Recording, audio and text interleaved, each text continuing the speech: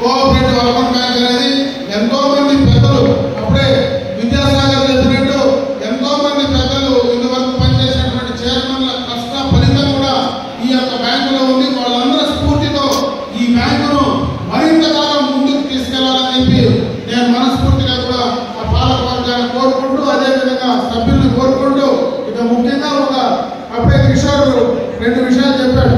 ఈ రోజు బ్రహ్మాండంగా కూడా మనకు సంతోషంగా ఈ కార్యక్రమానికి మేమందరం రావడానికి కారణం కూడా అదే. మదనపల్లి జిల్లా అనేది ఎప్పటి నుంచో చిరకాలమైన కోరిక. గత ప్రభుత్వంలో ఇక్కడ జిల్లా ఏర్పాటు చేయాలని ఆ రోజు ప్రతిపక్షంలో మేమంతా కూడా ఇక్కడికి వచ్చి ధర్నాలు చేసిన సందర్భాలు ఉన్నాయి. ఈరోజు మేము పక్క జిల్లాలో అంటే ఈరోజు రేపు తర్వాత ఈ యొక్క మదనపల్లి జిల్లా, చిత్తూరు జిల్లా, తిరుపతి జిల్లా 3 జిల్లాలుగా ఏర్పాటు అవుతున్నాయి. అంటే మదనపల్లి జిల్లాతో అనుబంధం మాకంతా ఎక్కువ. ఎందుకంటే పలమేరు కుప్పానికి అనుబంధం ఎక్కువ. మేము చిన్నప్పటి నుంచి మాకు తెలిసిందల్లా మదనపల్లి రెవెన్యూ డివిజనే.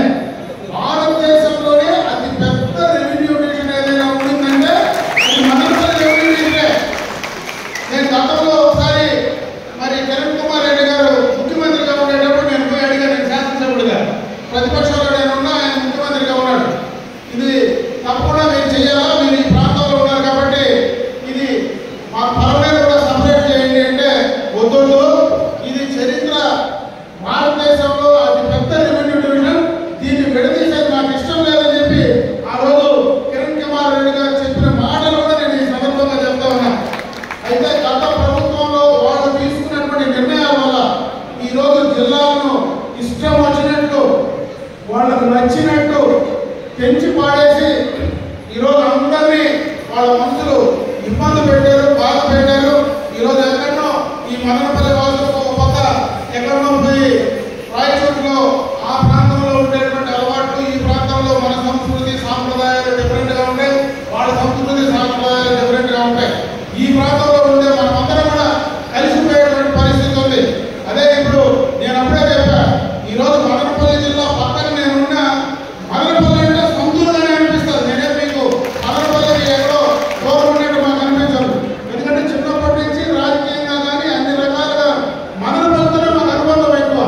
ఎందుకంటే మా ఉండే ఊరు మా పల్లి నుంచి నేరుగా రావాలంటే మాకు అతి దగ్గర మదనపల్లి పోయకొండలో వస్తే కరెక్ట్గా 30 కిలోమీటర్లు మేము మదనపల్లికి వస్తాం.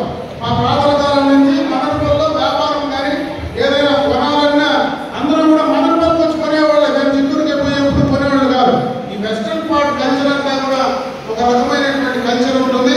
కాబట్టి ఈ రోజు ఈ జిల్లా ఇక్కడికి రావడం నిజంగా కూడా చాలా సంతోషం. గతంలో చంద్రబాబు నాయుడు గారు ఏదైతే మాట చెప్పారో, లోకేష్ బాబు గారు ఏదైతే పాదయాత్రలో మాట చెప్పారో ఖచ్చితంగా కూడా ఆ మాట నిలబెట్టుకున్నారు. ఈ రోజు ఈ జిల్లాను ప్రకటించి అని చెప్పి ఈ సందర్భంగా కూడా మీకు తెలియజేసుకుంటూ ఈ రోజు నేను పలమనేరు శాసనసభ్యుడిగా నన్ను కూడా మీరేదో పక్క జిల్లా కింద చూడొద్దంటే నేను మీకు దగ్గర పలమనేరు కాబట్టి నేను కూడా మీలో ఒకటిగానే నన్ను పక్కన చూడండి. ఎందుకంటే కావాలంటే పెడితే నాకు ఉండేది మీ జిల్లానే, మదనపల్లి జిల్లా పెడతాం. లాస్ట్ పంచాయతీ కానీ కాలు పెట్టినా భూములు పెట్టినా అన్ని మదనపల్లి జిల్లాకు రావాల్సిందే.